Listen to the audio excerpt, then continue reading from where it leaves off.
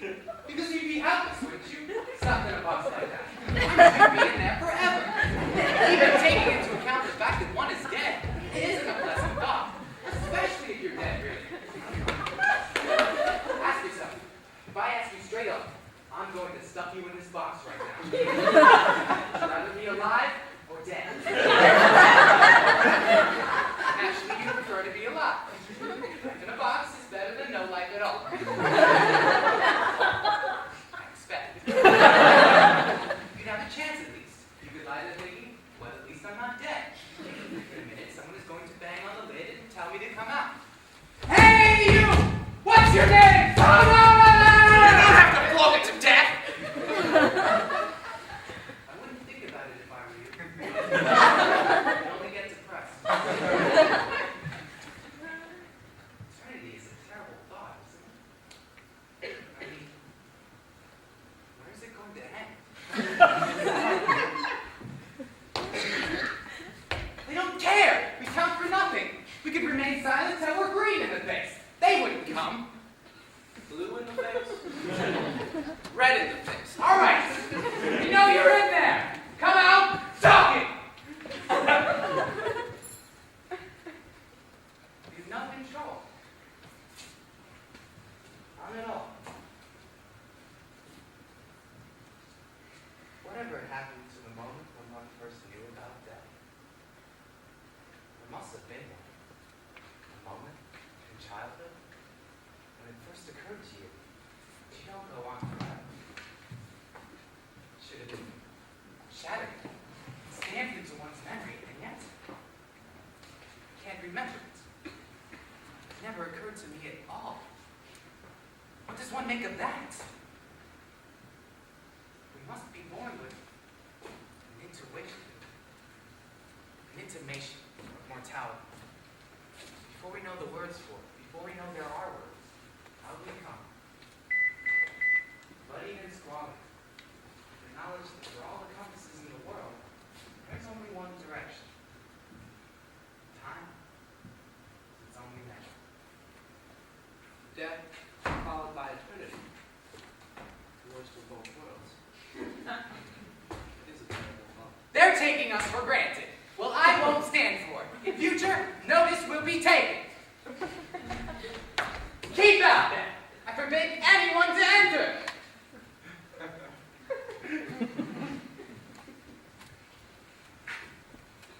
That's better. And can you, by no drift of conference, gather from him why he puts on this confusion, straightening so harshly all his days of quiet, with turbulent and dangerous lunacy? He does confess he feels himself distracted, but from what cause he will by no means speak. Nor we find him forward to be silent, but with a crafty madness keeps aloof, and we would bring him on to some confession of his true state, Did he receive you well? Most like a gentleman, but with much forcing of his disposition. eager no question but of our demands, most free in his reply. Did you assail him to any pastime? Madam, it so fell out that certain players we all wrought on the way. Of these we did tell him, and there did seem in him a kind of joy to hear.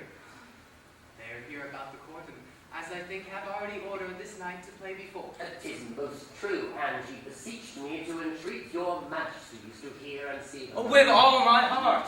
And doth content me to hear him so inclined. Good gentlemen, give him a further edge and drive his purposes into these delights. We shall. Sweet Gertrude, leave us too, for we are closely sent for Hamlet hither, that he has forbid accidentally confronted me. Father and myself, lawful spies, have so bestowed ourselves that, seeing unseen, we may of their encounter frankly judge, and gather by him as he is behaved, if be the affliction of his love, or know that thus he suffers for.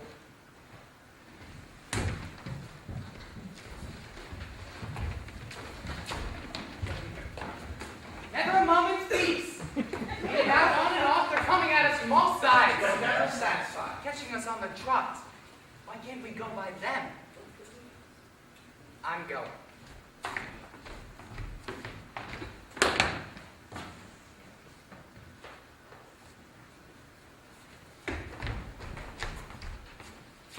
He's coming. To be or not to be, that is the question. What's he doing? Nothing. He must be doing something. Walking. On his hands. No, on his feet. Stark naked. Fully dressed. Selling toffee apples. Notice. Would be wrong? I don't think so. himself might as quite just make a bare bargain. Nevertheless, I suppose one might say that this was a chance. One might, well, accost him. Yes, this definitely looks like a chance to me. Something along the lines of a direct, informal approach. Man to man, straight from the shoulder. Now look here, what's it all about, sort of thing.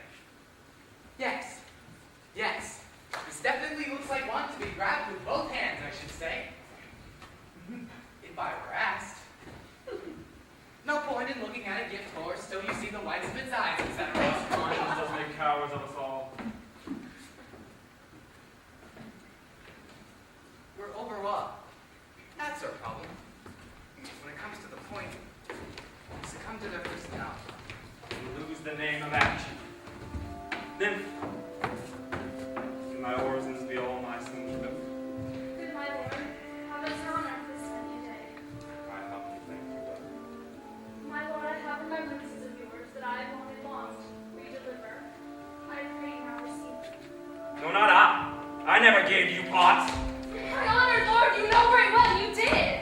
And with them words of so sweet recompose as made the things more rich. Their perfume gone, take these again.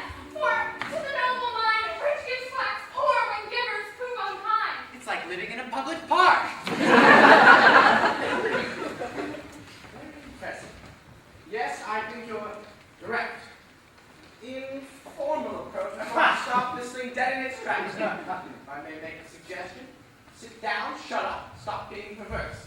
I'm not going to stand for it.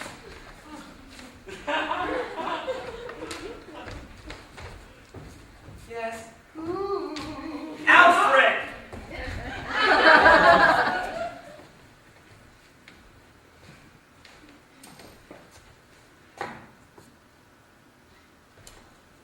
Excuse me. I beg your pardon. What did you do? I put my foot down. My hand was on the floor. Your hand under his foot? What for? I thought, don't leave me. Time. What are you doing? Dress rehearsal. Now, if you two wouldn't mind moving back. Yeah, good.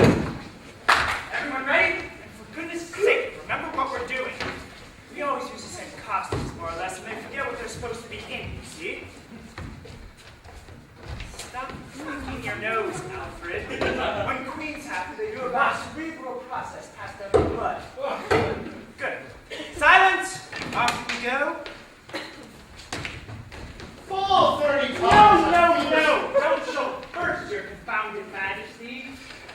They're a bit out of practice, but they always pick up wonderfully for the deaths. It brings out the poetry in them. I see. There's nothing more unconvincing than an unconvincing death. Not sure. Act one, moves that.